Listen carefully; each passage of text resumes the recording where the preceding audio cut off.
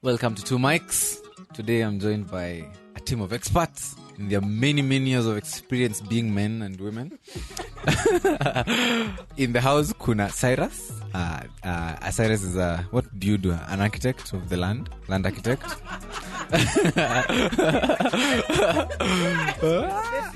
I'm also joined by Inkashan. She said I introduced her a Christian girl, but also this lady is seriously badass. Atajiintroduce baadaye akiongea mtasikia. And then I'm also joined by Janira. She's not Indian, so that name should not confuse you. Janira is a lawyer by profession. I'm also joined by Titus. He works in the scamming industry of the insurance. These guys are scammers, I'm telling you. It's always a pleasure to have you on set. Today we're going to have a discussion on the impact that COVID has had on men and women and in the workplace. We hope you're going to have a good time.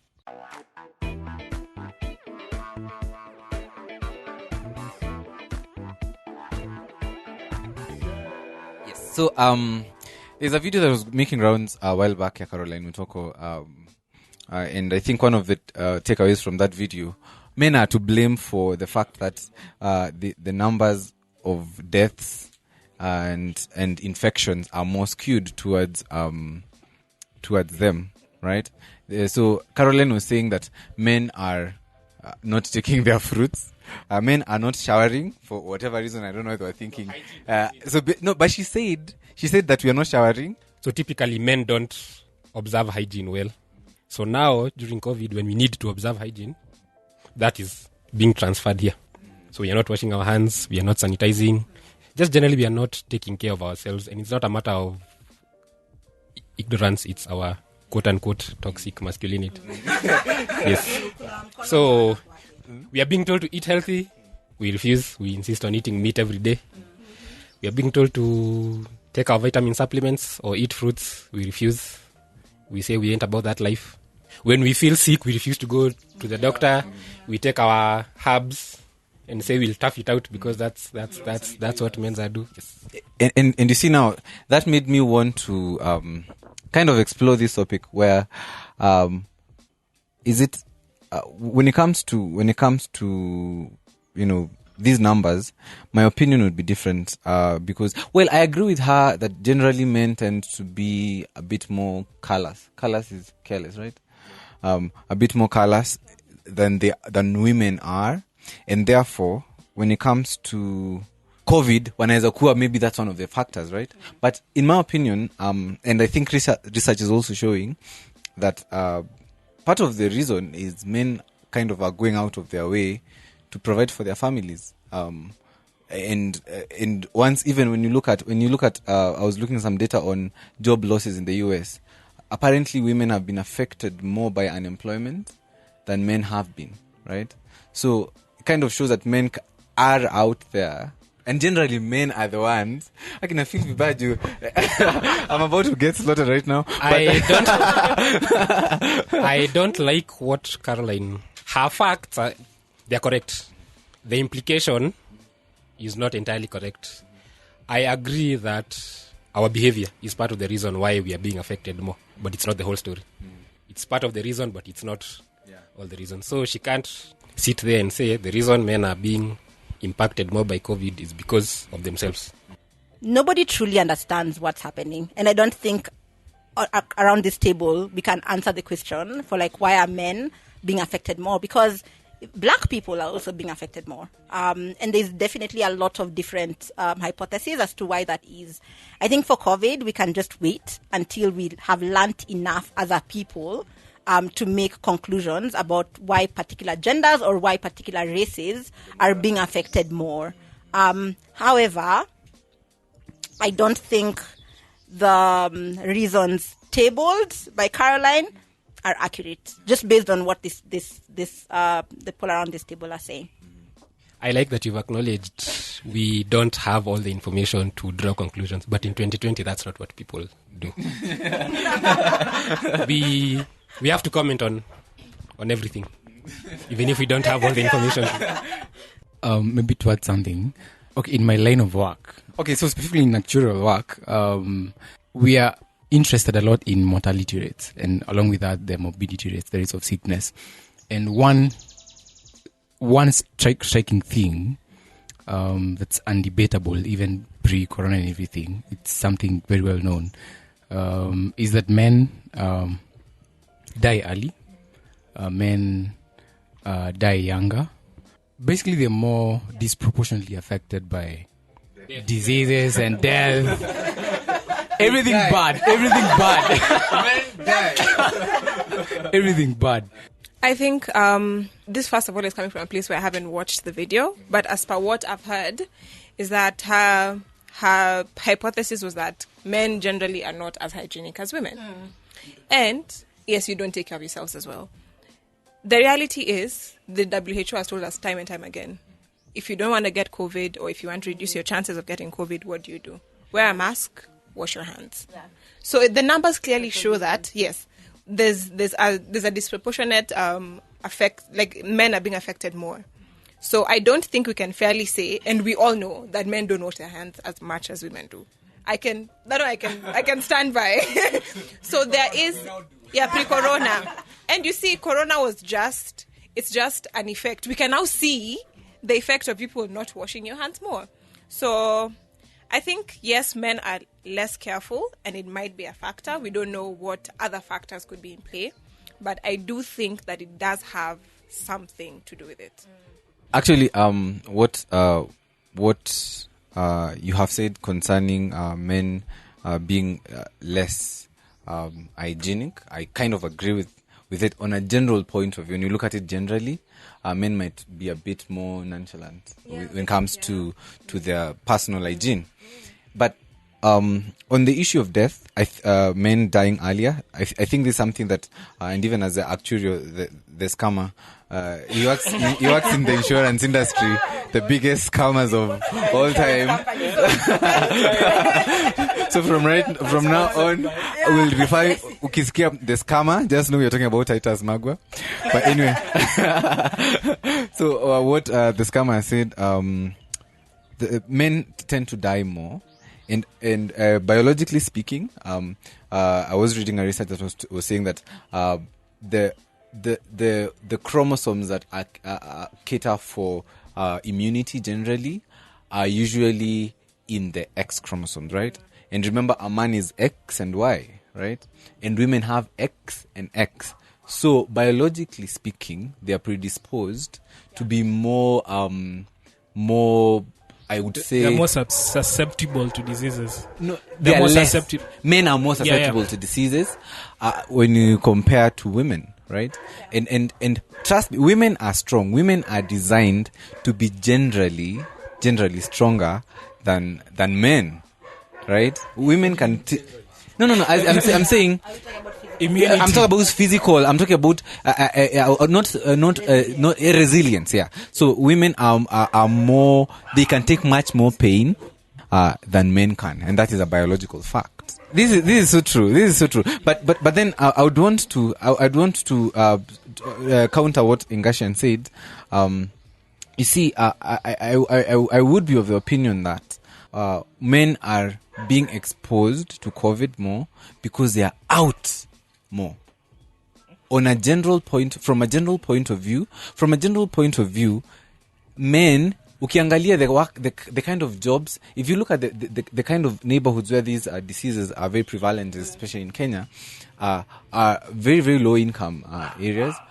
Very, very, these are people who are doing kazi kwa mijengo, guys who are having to, and also, guys, if you can hear dogs barking, it's part of our ambience. We just want to make it more relatable. All I'm saying is that men are, in my opinion, out there much more than women on a general point of view. I agree with you. Men may be out more than women. But, for example, I'll take an example of my household. I work. My mom works. We are the women who go out every day. Yes. So already it's skewed kidogo. Yes. But to look at it from another perspective, if you see people who go to 1824 wanafungiwa ndani because they had to drink and it's COVID time, who are those? I don't think we also know enough about that. Like, honestly, the truth is you've just said two statements that I think are slightly contradicting each other. The first statement was around the biology, which is women have higher immunity. I have never read the study, but I'm interested in like learning more about that.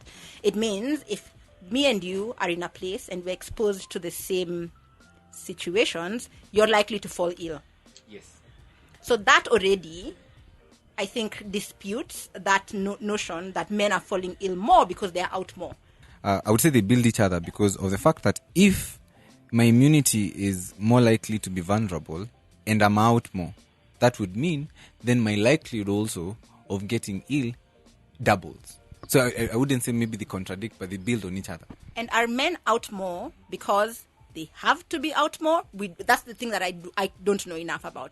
Or is because they are just generally disobeying the guidelines? There's 2 construction sites. One we are about to go back to. One we went back to, I think, a month ago. Like when we were still deep in lockdown. The contractor told me that it's his workers who told him to try and push to come back to work because they can't. By that point, they'd stayed at home for 2 or 3 months. Bills were piling up. Yes, they needed income. So they need to go back to work. In a construction site, us who work in health and safety, maybe we'll have to come up with protocols that work during pandemics. But as of now, there's no distancing. There's no mask wearing, like all the precautions that you're supposed to take. So a construction site, who work mostly in a construction site? There is an inequality in the workplace. There has been an inequality for a really long time where there's more men who are... No, if you look at all the industries in the world and you look at the ratios of men and women who are at work, there are more men at work in formal employment than there are women. That's a proven fact. And in the recent layoffs, there are more women who have been affected by COVID and unemployment, which again just goes back to the gender inequalities in the workplace. So more women have been laid off as opposed to men. However, that doesn't mean in the informal sector, where not many people are tracking, we have very little data about the informal sector. It's not to say that the informal sector, there's more men who are working there than women. We don't have... Right now in COVID, I'm talking about like right now in COVID, we don't have enough info saying that more men are leaving the house than women. We don't have enough data saying that, especially going to work. We don't know that enough. And that's why I said I don't know whether men are leaving because they have to and the women don't have to, so because they're being taken care of, because I don't know. I don't agree with that data, and maybe I'm wrong, but I may need to see that data to see that like actually men are out because they have to more than women. In my specific context, men are going out more than women. It's too small a data set for it to be taken as the gospel truth for everything. I would be of the opinion, though. I would be of the opinion that if you were to extrapolate it from the data that exists for the kind of work that Cyrus is talking about. Yes.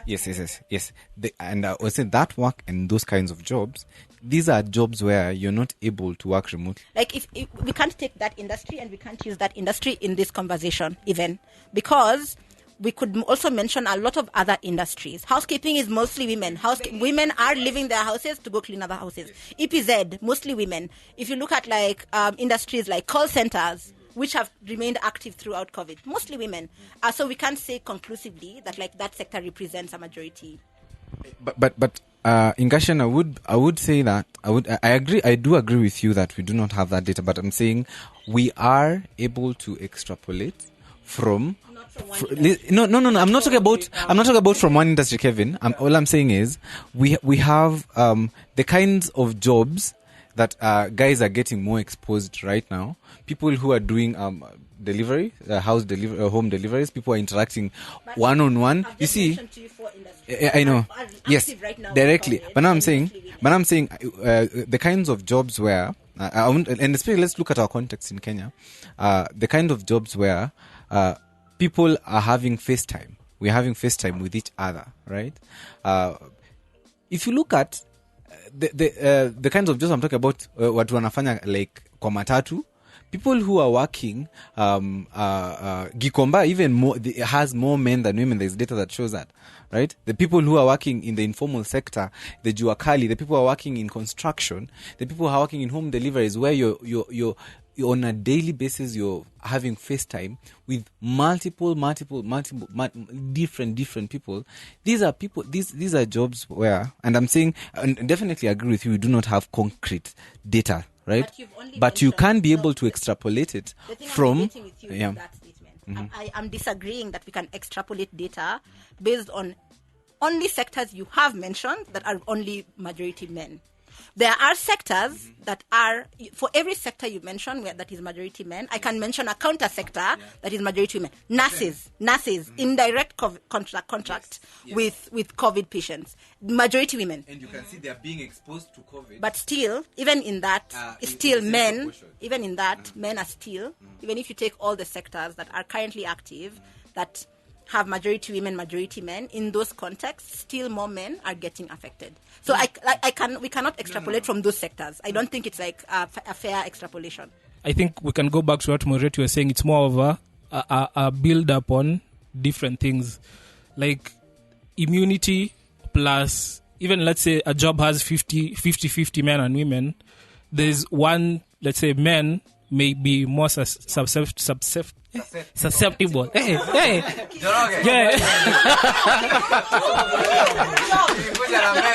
Yeah. I'll agree with Ngashen when she says, as of now, we don't have enough information to draw any conclusions. Is it that more men need to be out, or is it that more men want to be out? That's a good question. That's a very good question. Saying that more men have to be out is inaccurate. For me, that's absolutely inaccurate. So, is it that more men just want to go out? Yeah. But anecdotally, when the lockdowns happened, and men, especially men who are married, had to now stay home, the biggest uproar was from men just being like, crap, like, I have to be in the house, like, with my wife and my children. Oh my gosh, the horror. You know, the uproar came from men more than women. So. And what's the problem with that? With what? Then men, are they out because they have because this is how I say it. That answers the question. I think it all boils down to the differences between men and women. Yeah, men and women are different, even fundamentally biologically. But you're answering the question for us. Exactly. The question is, are men out because they have to be out, or are men out because they want to be out? Because that then, now you're answering the question. Yeah. Well, they have to be out. They have to be out because they need to be out. No. You see, her point was there was an uproar from men because we now had a lockdown. People have to stay at home. They're like, hey, man, Yani, this wife I married and these children I have to be with them all the time. So do they leave the house because... You heard the jokes of people going to get bread in Juja? Yeah. Yes, just because you want to be outside. Yes. You see, so this you're now sent to go get bread, you go as far away as you can. The risk is because... Does it now look like the risk is higher because they want to be out? Yeah. Men were sitting in their cars in the parking lots drinking just because they I've been cooped up in the house all day. I will say it's because men want to be out. Mm-hmm. Men for one want to be out. Mm-hmm.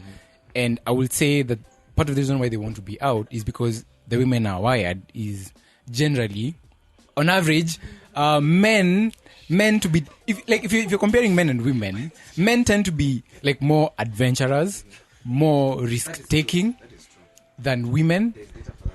So and like most men on average like are always like, I wish you could see the faces of female contributors are making at those statements. Yeah. So like men always like need to be out there, like I believe you, taking risks and everything. So like being confined at home.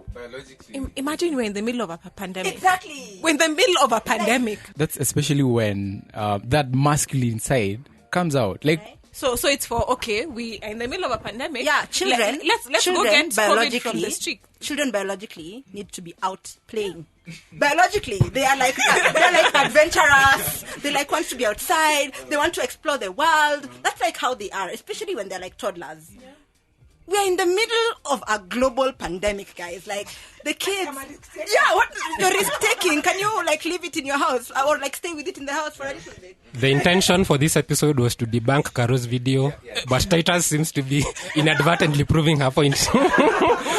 Yeah, but still, there's that aspect maybe overlooking of many men are breadwinners in family, especially low-income families, and they do need to go out and like look for money, support their families. So maybe that adventurous side is they understand, yes, there's a risk, but also us staying at home, there's that part we can tunaweza lala njaa. We can still die. Exactly, and that's what I'm saying. That's what I'm agreeing with you, Kevin. That when you look at the aspect of being adventurous and the aspect of generally, and I'm sure I'm about to get a slap on the face for the statement I'm about to make. Generally, in most households, men tend to be the breadwinners, tend to be the ones to go out to look for money, to look for food for the family. So when you couple the fact that yes, one, they are breadwinners, two, they are very adventurous and confinement kind of is itchy, and thirdly, the chromosomal disposition that they have, you realize that the numbers tend to skew against men. And that's what I'm saying. We should look at it from a global point of view. We should look at it from a general point of view, where it's a multifaceted issue.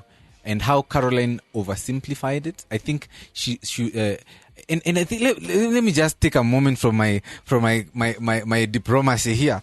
Caroline, saa zingine, let me for real.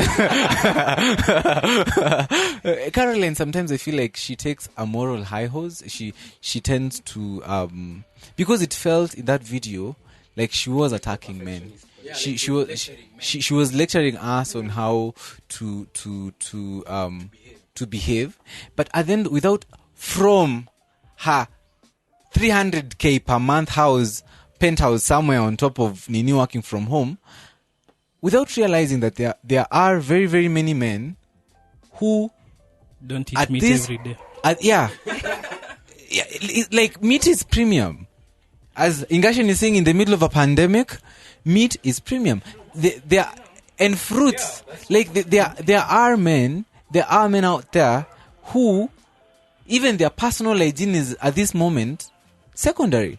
Like my family is out, my family is going to go hungry if I don't do what needs to be done. On that, something also I also wanted to say was there's also that societal like pressure men have. It's yes, there's a pandemic and all that, but your sole role is like in a family is you have to provide.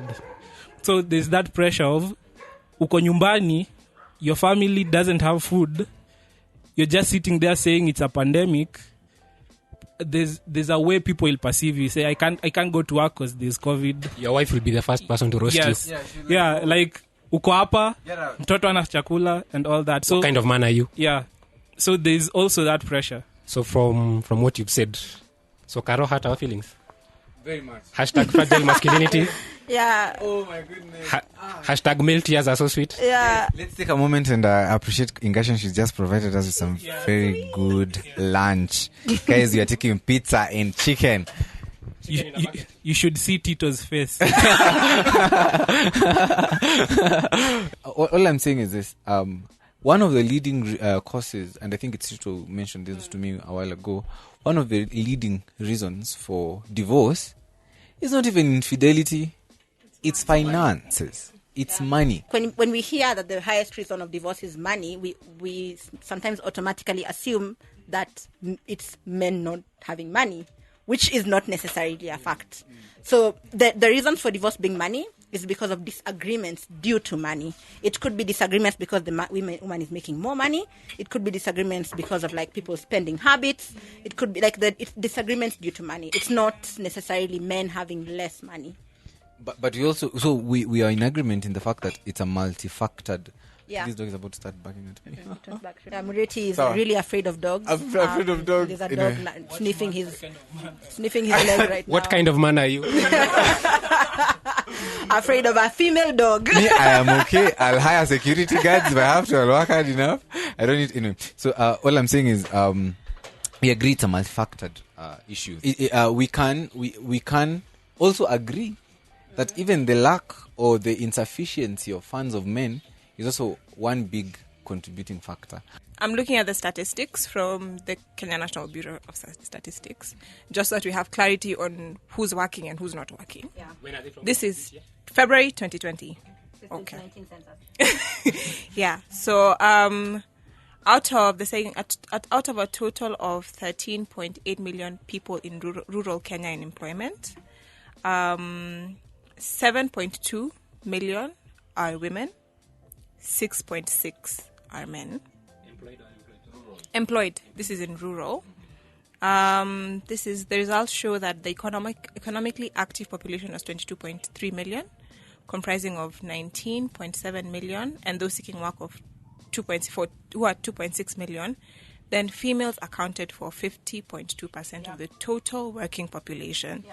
So this idea that comes from 1960, where men think that they work and the money comes in the house from them, it's incorrect. It's inaccurate. We have gotten to a point where I think all of us have married friends, and we know this. Men and women, both of them, they wake up in the morning, they go to work. Yes. So I don't understand where it comes from, where men think that, like, there's a perception that men work more than women. I would put at it in two factors. I would look at it in... Hashtag Janira destroys. Hashtag facts don't care about our feelings. Let me respond to what Janira said. No, let me respond to what Janira said. I would say that it is true, but the and I think it's something also Ingashan also kind of alluded to. When you look at data from a global point of view, I feel like you missed some of the nuances that might kind of sway the conversation in a different direction. Yeah.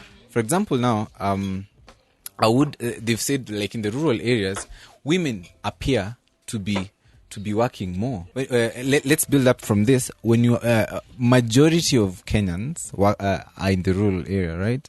People working in the rural area, and so you will find that in a household that has the mother, in Shags, for example, the mother, the daughter, all of them wanatoka wanaenda kulima.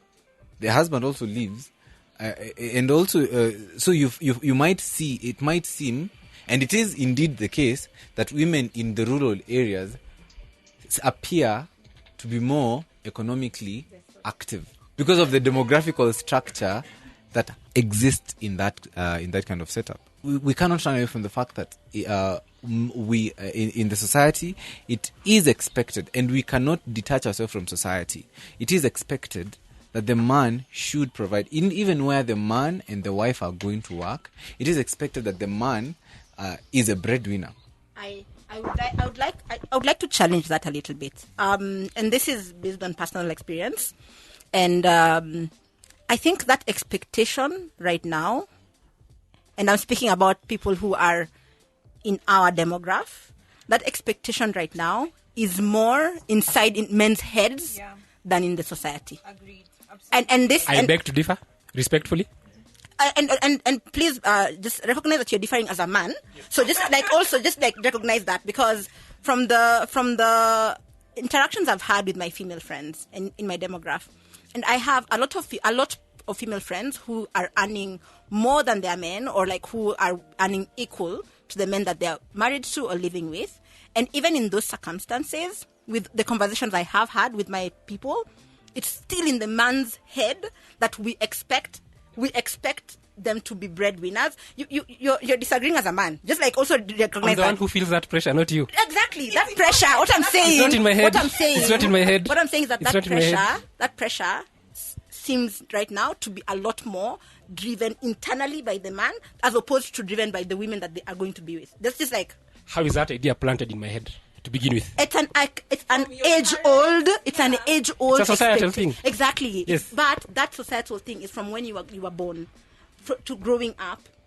Things change over the years. The same way when I grew up, more women were at home than men. But I have moved away from that. And I don't expect that I will just sit at home and my husband will provide for me. Women have evolved from that archaic reasoning, but more and more men have still remained in that, like, I am still expected to be a breadwinner, and my wife is still expected to be the one who takes care of the household. No. The second part, I don't hold that particular view. but the pressure is there for me to It's be. internal. Where? It's internal. It's not internal. It's more internal. It's not internal. It's societal. Yes. But it's because it's age old. It's not. It's recent. God given. Also. So, Ingasha, do you believe that there are differences between men and women that are God given and which flow into maybe the different roles in a family? Yes, I believe that men and women are fundamentally different, and I believe that there are roles and responsibilities assigned to men and women.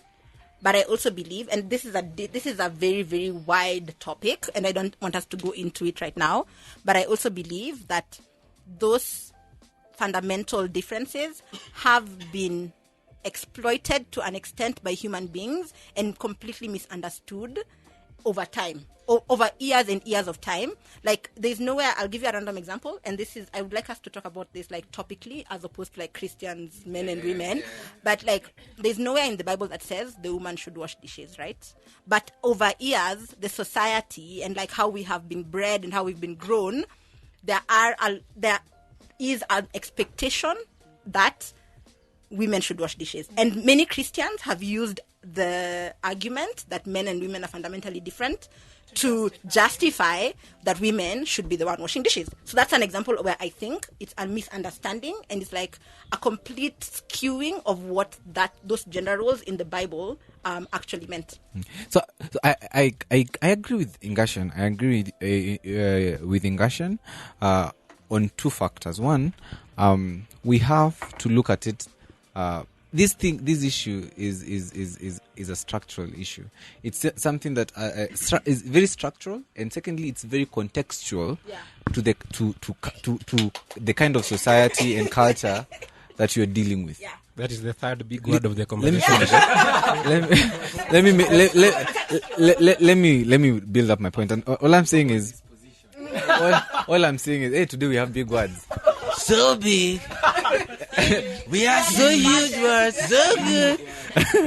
But anyway, so we have I do honestly. There's a guy called Bob Bartley. He's a theologian that I really like. He's saying that when you look at the Bible, just on the surface of it, it has been used to justify slavery. Yeah. The Bible has been used to deny women universal suffrage, the right to vote. So the Bible, when you look at it on the surface, there are and it can be weaponized. Yeah. The Bible can easily be weaponized against certain people, certain demographics. It's very easy to do that. Yeah. So I sometimes I usually and it's something I also agreed with Bob Bartley. When you're looking at the Bible, you need to look at it from a certain context. The culture. It was authored within a certain culture. We agree to disagree. Clearly, I can see it on Tito's face. Yes, but now to build back to what. Before you go on, I agree with what Ingashan has said. I was about to agree with her about the gender roles. You've interrupted me to agree. Sorry. As I was about to agree with Ingashan, I think I'm more sympathetic to feminist issues than most of men my age. But that issue of pressure, of gender expectations and gender roles, that is a hill I will die on. That is not an internal issue. Yeah. That is, I think, let me finish actually. That's where I was about. Why do you feel that way? The pressure. That's a whole other conversation. That's what I was about to say. That's a whole other conversation. Yeah. So to have. Before we finish that conversation. Yes, we are not finishing it actually, but yeah. let me agree with Ingasha. I agree with her, and then I can say something. Yes. Yeah. So we agree that there is a context to it. Then also, if we can agree that there is a cultural context to it, then we can also agree that we as men are part of a certain cultural context. Yeah. We are part of a particular there's a particular cultural environment that we live in, and so which you have propagated. No, mm-hmm. Which has been handed down over time by the society. I know, by other men. It's not always men. Society. It was working for you. Now you see, it seems. Society. No. Society is usually a construct of men and women and children and everyone in it. I agree with you. Okay. But So now, if we look at it historically, men have had the power to propagate certain values. Yes. So you can't say that it's been influenced by men and women, but to be honest, it's men who have actually held the mantle and said, this is what we are taking forward. You see, Janira, and that's what I'm saying. At this point, yes, you are being oppressed by the patriarchy. So now my point is. My point is, goja. Guys, let's no. We are going to. I want to take it back to the issue of why men are going out. She has a very good question. Are men going out because they have to, or because they want to? So now, on the point of inversion, men are going out because they have to, and because they want to. Those two factors are working together because they have to go out and because they want to.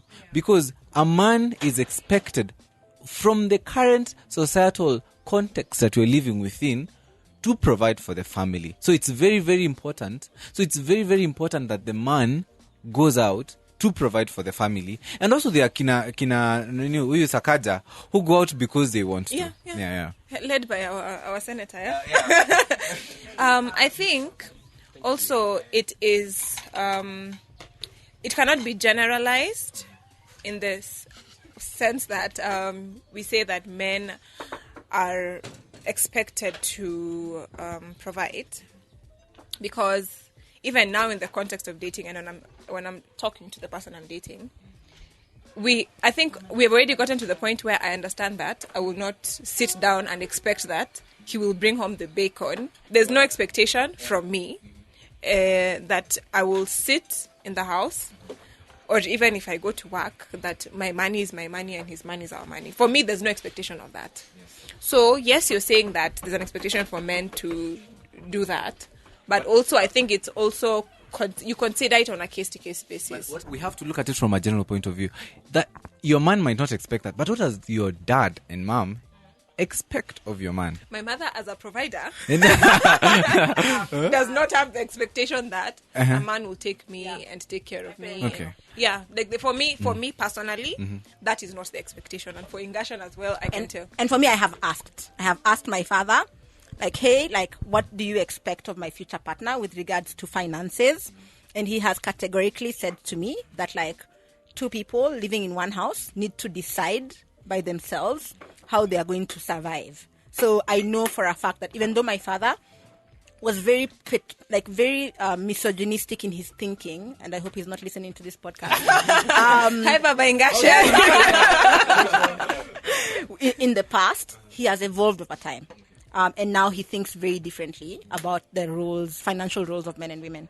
I wanted to bring you back to some point we raised, but I don't think we fully addressed. Where you guys said that Caroline hurt our feelings. The part where I think most men took offense is like the tone she was taking, and what she was implying that maybe generally men are kind of irresponsible, because I think during a pandemic you would expect there's this general expectation of personal responsibility, and she was trying to like lecture the men in that like the men are not being responsible, and I think that's what. Yes, that's what hurt our feelings, because I think, and I'm of the opinion that men are out there doing what they have to do. For the most of them, for the most part. Well, I think to me, I've been silent because the ideas I came in with, I've been shattered. Yeah, I'm like, hey, Caro is right. We're kind of irresponsible. But you see, you also have to acknowledge that it's true. If you're not responsible for yourself and you live with other people, then you are being responsible, for the family as well. Yeah, so I don't think it's a lie. Did it hurt our feelings because it's true? Yes, it did. So I think we can all agree that our feelings were hurt by Caroline's tone. How dare she take that tone with a man? And actually, I think it's our pride. It's somehow, in one part, I think our misogynistic pride that would, how dare she? But also, I think also the fact that she was, mtu atakaye nikwambia ukweli. People don't like to be told the truth. So Anyway, so my winding up opinion would be that men go out, and this is a message to you, Caroline. Men go out because men go out because they want to and they have to. There is no but about it. It's men go out because they must, and some go out because they can. Yeah. So My summation is like my friend here. We came here with the express intention to debunk Caroline. But the more we thought about it, I am now on her side. I don't even mind the tone that she took with us. My plea is to men, especially men who have families. Family is a beautiful thing. And the opportunity to stay at home locked down with your family is not a punishment. Like, it should actually be something. We have to say that it's not a It's not a punishment, guys. We promise. Like, it's not a punishment. And you really need to search deep within yourselves and ask yourselves, why do you feel like that? Yeah, stick away. Last message to the men: do what you have to do. Take care of your family. Yeah. First of all, men who think that staying at home is a punishment, they need to search deep, search deep within, and understand why it feels like a punishment. But I think it's just generally people should be more careful because we all have to go out. I have to go out in Ashan. I know you have to go out, Mureti. So it's just, if you have to go, if you don't have to go, don't go. But if you have to go, just be more careful. Yeah. Anyway, thank you guys for joining us today for this podcast. We hope we earned the value of your time, and join us next time for the next episode. Bye. And eat fruit, sanitize na usikule nyama. Bye.